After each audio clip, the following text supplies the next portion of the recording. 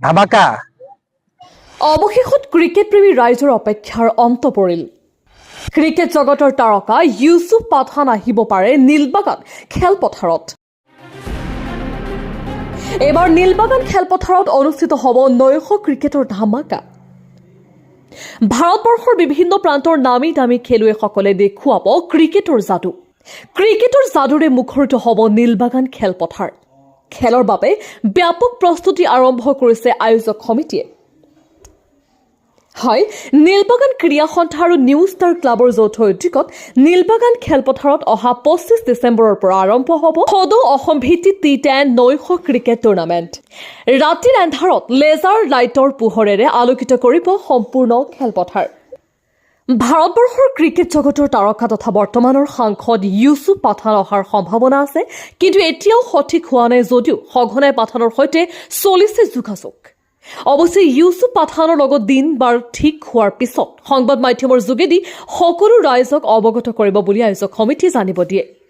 এইখন খেলত সৰ্বমুঠ 32টা দলে অংশগ্ৰহণ কৰিব। উক্ত খেলত বিজয় দলক পুৰস্কাৰ হিচাপে আগবঢ়োৱা হ'ব 2 লাখ টকা আৰু আকৰ্ষণীয় পুৰস্কাৰ। বিজেতা দলক দিয়া হ'ব নগদ 1 লাখ টকাৰ লগতে আকৰ্ষণীয় পুৰস্কাৰ। মেন অৱ দ্য চিৰিজ হিচাপে থাকিব এখন আকৰ্ষণীয় বাইক।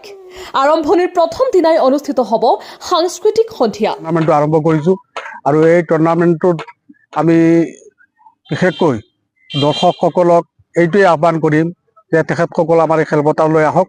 আমি প্ৰতি 4 বছৰৰ মূৰত যেনেকুৱা নতুনত্ব আনো, এইবাৰো আমি নতুনত্ব দিয়াৰ কাৰণে চেষ্টা কৰিছোঁ আৰু এই নতুনত্বত তেখেতসকলে যাতে ইয়াত সম্পূৰ্ণভাৱে তেওঁলোকে যাতে খেলখন এটা ধুনীয়া পৰিৱেশত উপভোগ কৰিবৰ কাৰণে কৰিব পাৰে তাৰ চেষ্টা কৰি আছোঁ। ধামাকা এইবাৰ ধামাকা হ'ব 25 ডিচেম্বৰত। মইতো এনেকুৱা আপোনাক ডাঠি ক'ব পাৰোঁ, হোজাই জিলাত এতিয়ালৈকে যিমান নাইট টুৰ্ণামেণ্ট খেল হৈ গৈছে ক্ৰিকেট, তাতকে এইখন অলপ বেলেগ হ'ব। এইটো মইতো ডাঠি ক'ব পাৰোঁ। অকল হোজাই জিলা বুলি নহয়, অসমত যিমান নাইট টুৰ্ণামেণ্ট হৈ গৈছে সকলোতকৈ এইখন এখন পৃথক নাইট টুৰ্ণামেণ্ট হ'ব। কাৰণ ইয়াত আমি এনেকুৱা কিছুমান বস্তু সংযোজন কৰি আছোঁ যিটো নাইট ক্ৰিকেট খেলত এতিয়ালৈকে সংযোজন হোৱা নাই। অসমত যিমান কেইখন নাইট ক্ৰিকেট টুৰ্ণামেণ্ট হৈ গৈছে এতিয়ালৈকে এনেকুৱা অত্যাধুনিক মানে সংযোজন হোৱা নাই, অত্যাধুনিক প্ৰযুক্তি সংযোজন হোৱা নাই, যিটো এইবাৰ নীলবাগানে এইখন ইতিহাস সৃষ্টি কৰিব। সকলো অসমবাসীৰ লগতে ভাৰতবাসীয়ে নীলবাগানৰ নামটো সজোৰে উচ্চাৰিত কৰিবলৈ হ'ব, মানে বাধ্য হ'ব যে নীলবাগান সঁচাই খেলৰ ক্ষেত্ৰত বহুতো আগৰণুৱা হৈ আছে, আগবাঢ়ি গৈ আছে। আৰু নীলবাগানৰ প্ৰতি সদায় নীলবাগান এনেকুৱা এখন জেগা খেলৰ কাৰণে সকলোৰে দৃষ্টি নিক্ষেপ থাকে, সকলোৰ দৃষ্টি নীলবাগানত নিক্ষেপ থাকে আৰু আমি সদায় নতুনত্ব দিব বিচাৰোঁ আৰু এইবাৰো আমি নতুনত্ব দিম।